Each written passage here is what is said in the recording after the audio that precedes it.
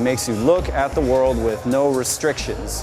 And the city is the ultimate restriction, and that's why parkour belongs here, because it opens everything up and it obliterates the rules, and it gives you a system for doing that.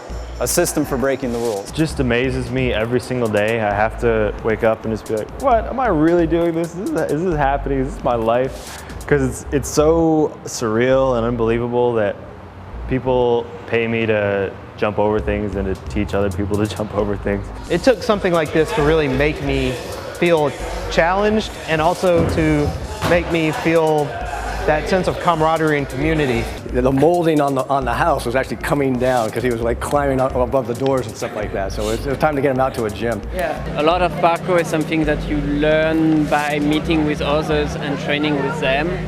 A lot of the instruction is very peer-oriented. The word parkour comes from the French word for obstacle course. What he did was took that obstacle course mentality and that training mentality and brought it to the streets. I think he got a lot from his father, Raymond, who was a fireman and taught David a lot of the physical training techniques that he developed. And he looks out his window and traffic is horrible. It's like he climbs up onto the roof, takes off his shirt, does a handstand on the corner of the roof, and then takes off. And it's mind-blowing because, you know, when you watch it, you're like, that's not special effects, he's really doing that stuff. Je crois que la finalité du parcours, c'est de devenir autonome, de devenir entier et tout seul d'être capable de dire bon, ce truc-là, j'ai pas la détente, mais je pense que je m'entraîne pendant 15 jours à répéter 50 sauts le matin et puis le soir. Dans un mois, j'y arrive. C'est ça, se connaître. Se fixer des objectifs, les atteindre.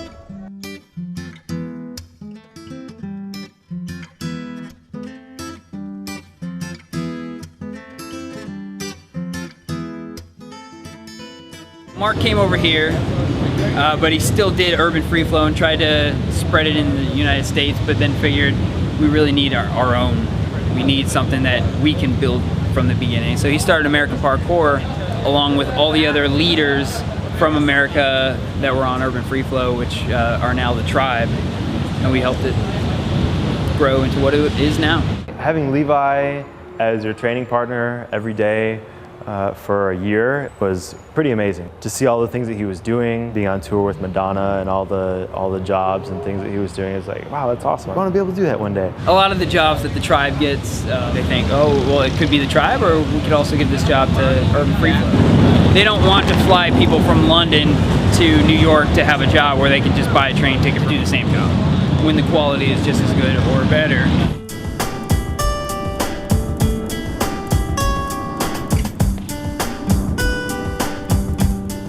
The very first time I tried this, I cracked my tibia bone. The very first time I tried this, I tried it from the top first. And I saw this staircase jump, I was like, oh man, I don't know. And that's the problem. If you don't know, then you shouldn't try. The risky maneuvers, the things that look incredible to people, should have been built up in small stages, to the point where by the time you try it, you know.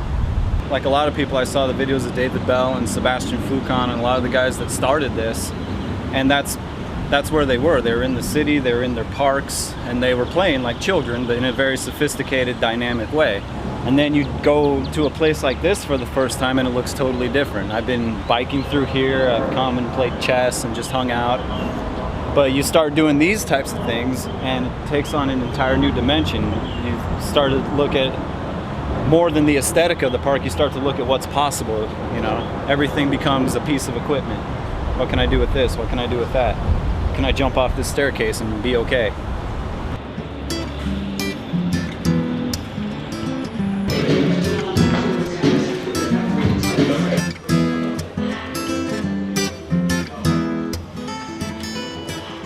Being able to take someone who's totally new to movement and totally new to exercise and completely sort of out of touch with their bodies and with their environment, and to slowly build them up, because those are the people that make the biggest improvements. I'm an attorney, I work in a law office, and they say I'm completely, I lost my mind doing this. And you know, and you see that like some of these guys are in this tribe, or jumping off buildings and stuff. I say, yeah, I do that. It's a lot more effort than I thought it would be.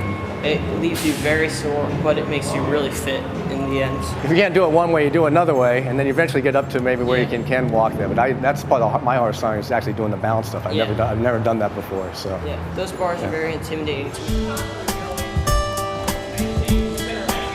No. No. No. You got the wrong hand on that. There we go. Now use your right over the leg. I was a traveling consultant, and so I'd come home and I would meet up with my friends and we would work out, and absolutely loved it. And I would go work out every chance I could. And after a while, I got to the point where I was really looking forward more to the working out than to my day job or any of that. And I got laid off about a year ago.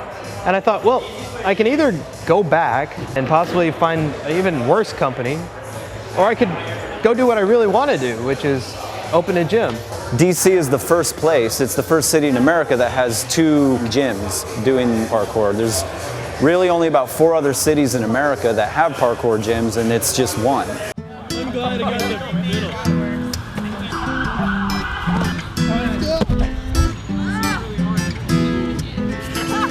Gotta get on the end. Oh, motherfucker! Are you serious?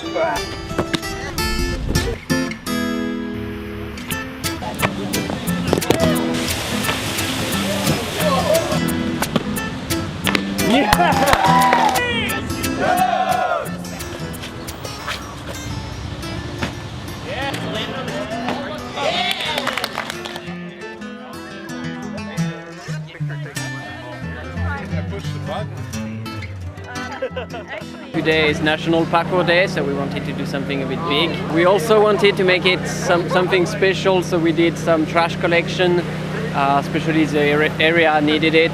So it's nice to be able to show that we're not destroying the environment, we're actually caring about it. American Parkour just decided that there should be a National Parkour Day, and we picked the first Saturday in June because it will always be a Saturday. The other focus of today is to put a special emphasis on educating curious bystanders, because there's always a lot of curious bystanders, and sometimes they're afraid because they don't understand what we're doing, and people are usually afraid of things they don't understand.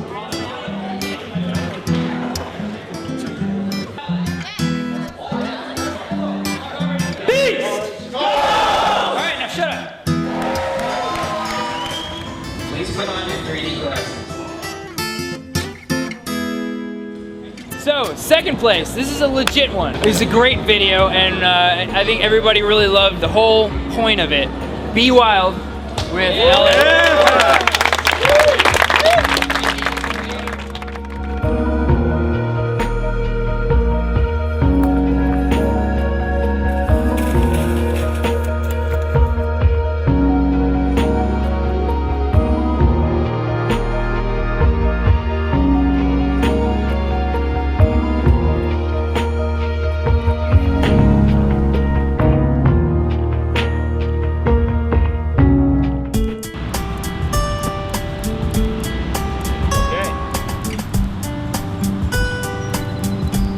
I don't think anyone had seen parkour in that gym. And so I was the first one to kind of bring it there, and everyone says, what is this? And once I started working out with other trainers, they started understanding it's not anything new, it's just a way to tie together so many things into one package. I really didn't know much about it.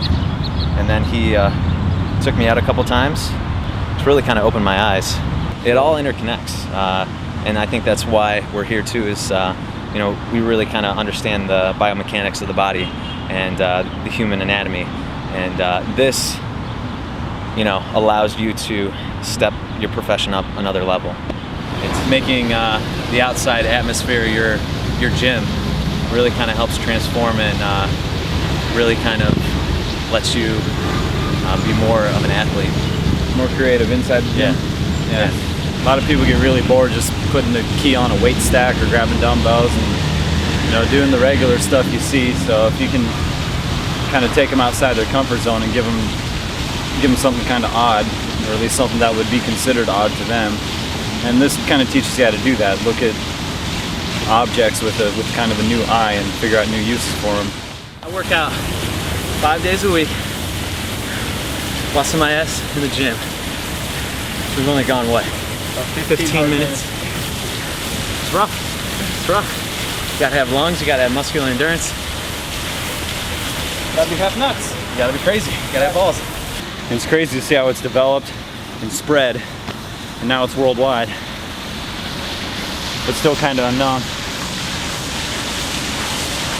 And it's nothing new. We're taking simple things and just applying them in kind of a slightly skewed way.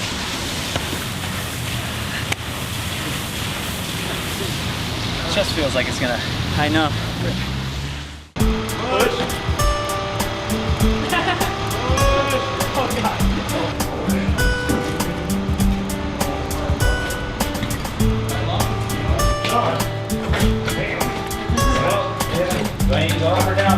Pop up, yeah. How do we get over this box? Ready? 1, 2, 3.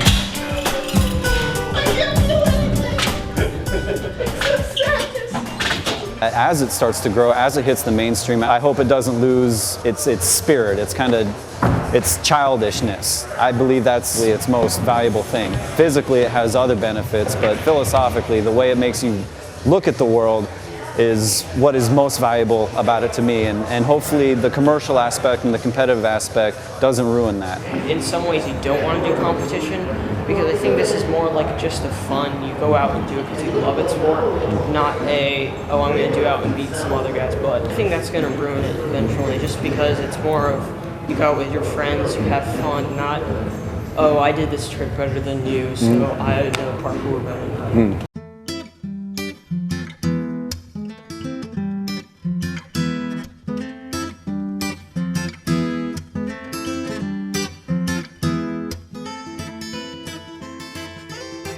Competition has just started to kind of come around in parkour, and so far it's been done really well, I think. We were just part of a competition that will air as a television show. It was really well done in terms of all the competitors. You know, competitors, you use that word really loosely in this case because everybody's friends, everybody wants to see everybody succeed, and it's done in such a way that there's no rivalries, nobody's trying to get anybody to fail.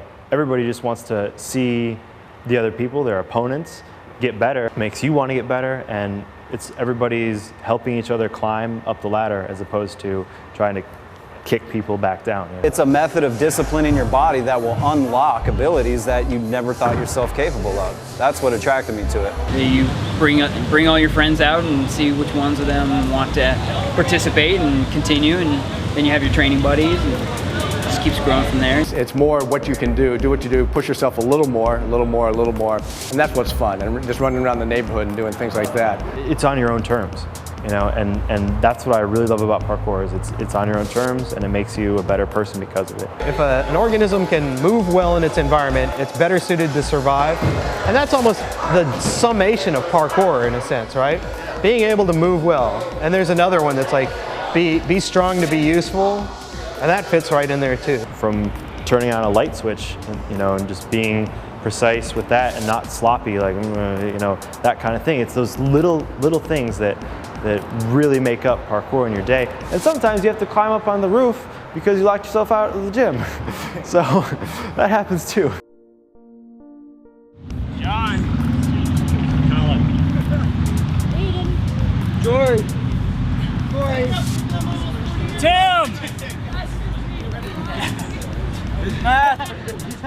Graham! You guys warming up? Sean? Jump in! It's not a spectator sport.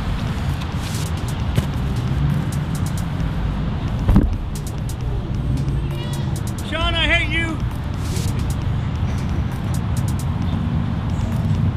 Beast! Goes! No, I meant Sean, he's a beast. Goes!